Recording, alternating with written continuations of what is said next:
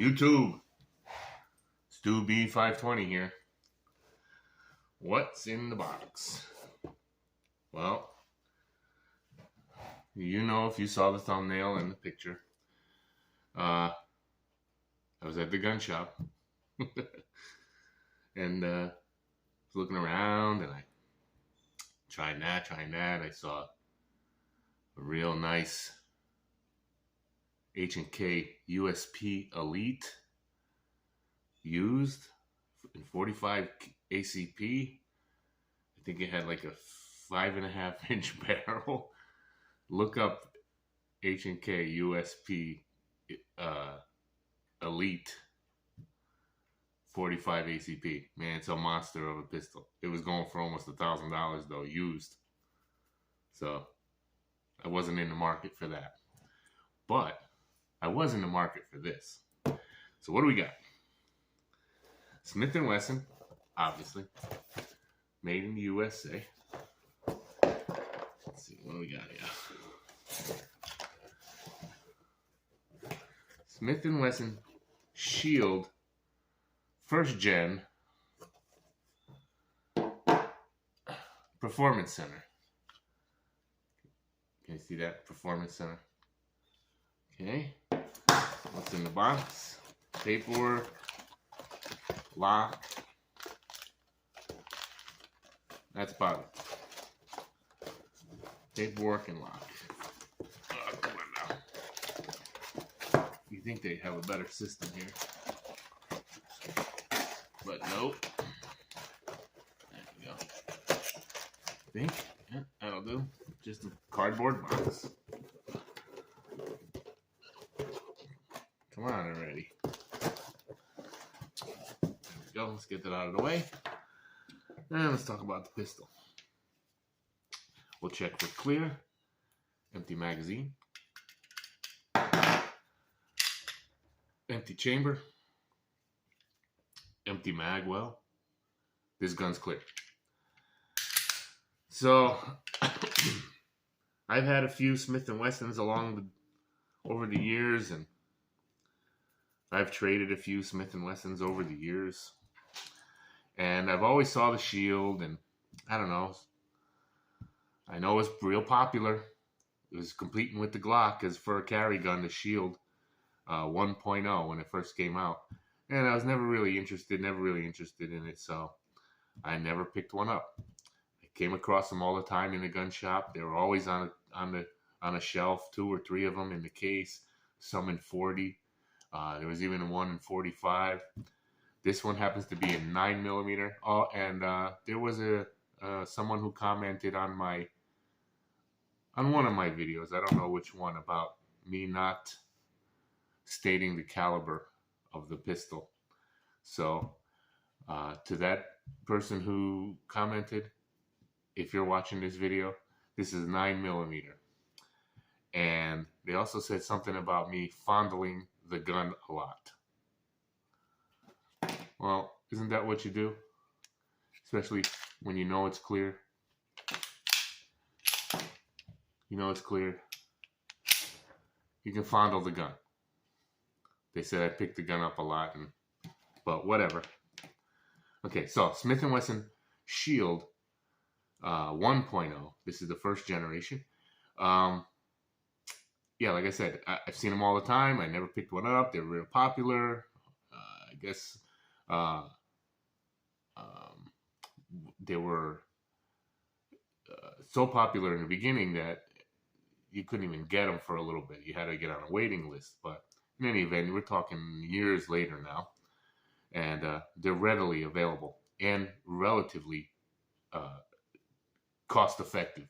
I don't want to say cheap, because the name alone, Smith & Wesson, and then the name Shield has a lot of, I don't know if you want to say history already, and for quality. And M&P, you know, I had my first handgun was an M&P 9mm, M&P9, first gen. And it was a great gun. I ended up selling it or trading it away years ago. So the M&P line is a great line of pistols. So this is the Performance Center, which has some fiber optic sights. You got red in the back. You got a green in the front. Is that visible there? Can you see that? You got a ported slide, and there's a ported barrel. So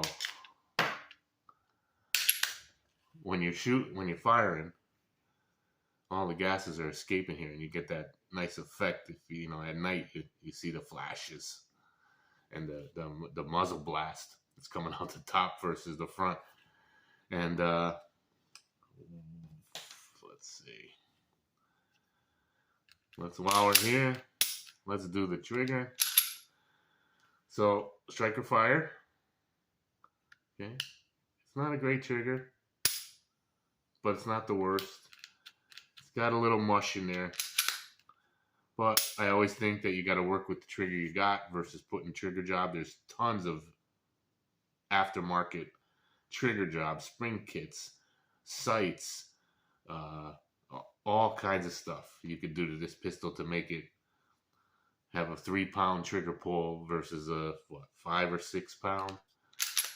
But if this is going to be like a concealed carry gun, you kind of want a little bit of a heavier trigger, I think.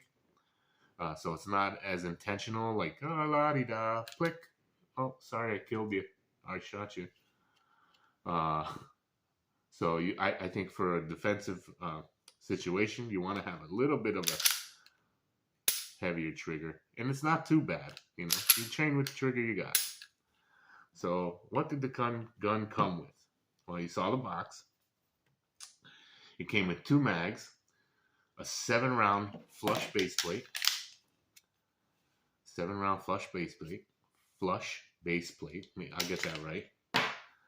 And it came with an 8-round extended. Now, since that one has rounds in it, I'm not going to insert it into the gun. But if you remember on a different video, I told you about those Beretta Nano mags, and at the register, he had a little bin of like loose magazines and stuff that fell out of a box or something, whatever, that were loose, and loose soldiers, lost soldiers, I think I call them. So I look in there, and what do I see? 2 Shield magazines, an 8-rounder with the extension, and another 7-rounder. Now they were going for, look, the price tag, I left them on $20 each. Now I looked on eBay, and these were going from anywhere from 25 plus $5-10 shipping up to $35 $40. So I said to him, oh, how about if you cut me a deal on the mags? So he did. He cut me a deal. I got these for $10 together. You're talking $60 worth of magazines, $50-60 for $10. I couldn't pass it up. I left the price on it just to show you. So, excuse me. This one has snap caps in it. Snap caps. I'm going to show you the 8-round. Gives you a full grip. It's nice in the hand. Single stack. And one thing I noticed, okay, you got one in there, and it's got a sight sight indicator hole, like, so you can look in there and see the round, your brass, but in this case it's red for the snap cap. But what I noticed is the slide catch is just that, slide stop, slide catch. It's, in my mind, it's not a slide release, because it's a doozy to drop the slide. All right, so you see, getting ready. That's another snap cap. Snap cap. Okay. You try to drop the slide. I can't do it with my one thumb. I can't do it with I saw a couple of videos where one guy made an effort to say that it was hard to drop, so the person had to slingshot it. And I was able to get it eventually with the two thumbs. But that's hard. So for me to do it like I usually do, it's going to be different. So I'll have to train if I carry this gun, if I use this gun, I have to have it more of a slingshot approach. Excuse me.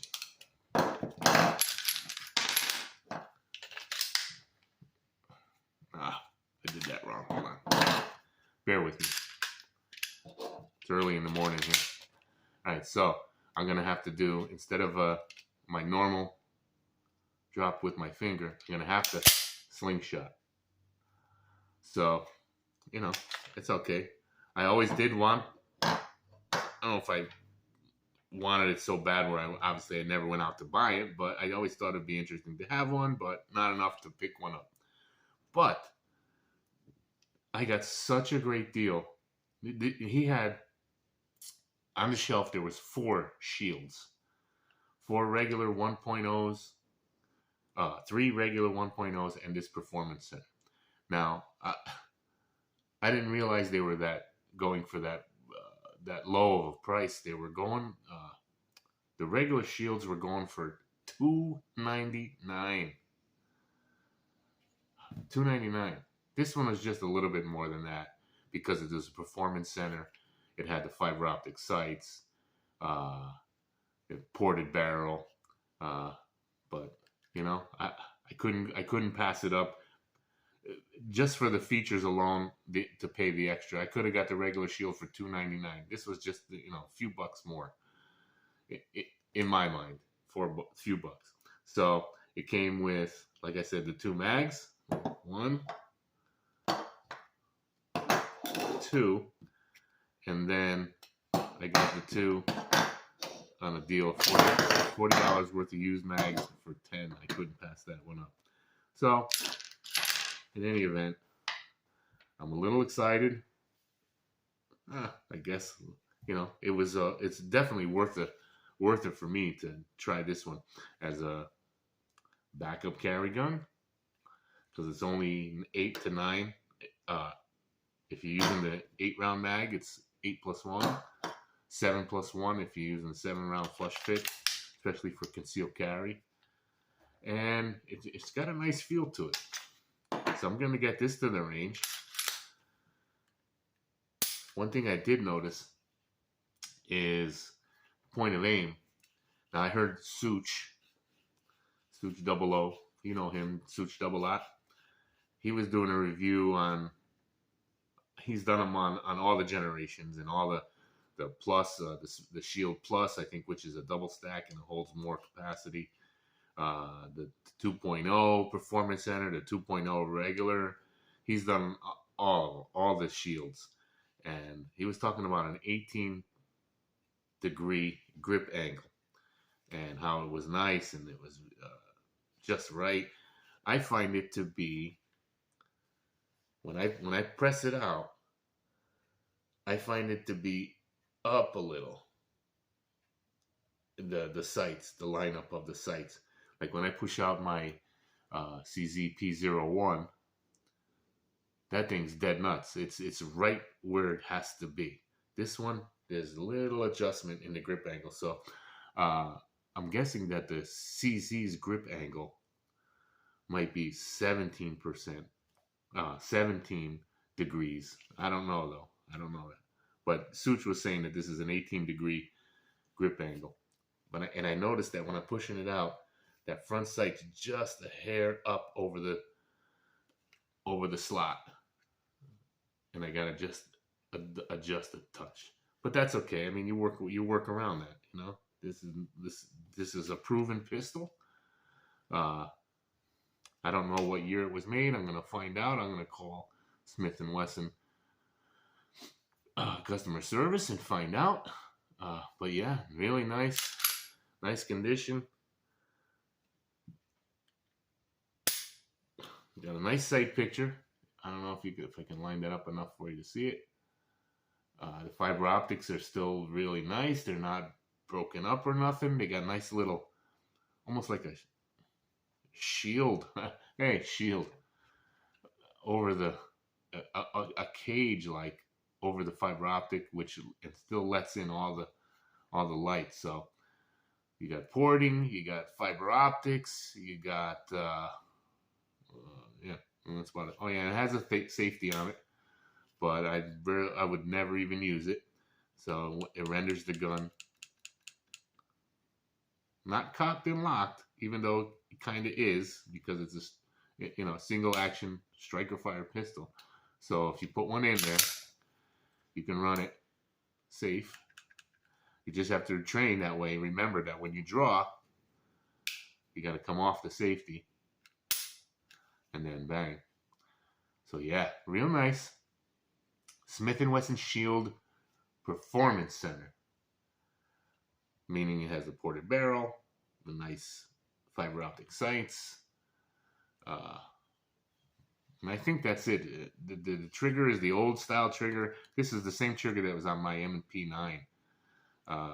It has the hinge, and I don't know if you can see it, the little up in there. If that's not pushed, depressed, it won't engage. And then there's a little over travel nub, I don't know what you want to call it, so it doesn't go past that. But this is the old trigger. In the Smith & Wesson 2.0, they had better, not, I don't want to say better, but different aggressive grips and more like a sandpapery. These are not replaceable, like on the M&P9 series and the compact series. Those are replaceable. This is not. The M&P 2.0 had better, more aggressive sandpapery type grips, and it had a better trigger. It has almost like it has the dingus, the little blade safety in the middle, and there's a different type of over travel stop. If the nub is up top here, and when it hits, it stops the travel. So there you go. Really good deal. Smith & Wesson, first gen, Performance Center. Real nice. Thoughts? Sight witness hole. That's what I wanted to say. Sight witness. Witness hole. What did I call it before? Peephole? I don't know. So, there you go. What are your thoughts? And like and subscribe, or don't. It's up to you, obviously. I can't force you. So there you go. Thanks, YouTube. Oh, I did want to say I got a holster on order for this. It's a cheapo, the little appendix type holster that I get off eBay. But in the meantime, I've been using this little cheapo holster that was for the XDE 45 that I had. It was, it's almost the same profile at least. But I used this gun, this holster for that pistol, and I used it for a short time. I had a FN 503. It's another little pocket gun, so to speak, and I had it shortly. I never did a video on it because I just didn't like it. I got it to the range, and I hated it. I ended up consigning it, and it sold, and I got the money for it, and it actually helped pay for this. So the holster, with a little modification, fits right in. I got another one, a similar holster that's coming, a little cheapo from eBay. But there you go. Fits right in. Little mod, little heated up, little touch. This is going to be, I have a couple of those holsters, and if you've seen, I have some I heat up, just enough to grab the trigger guard a little. But yeah, that'll work for the moment. So there you go. Thoughts? Like, subscribe. I think I said that already. Or don't.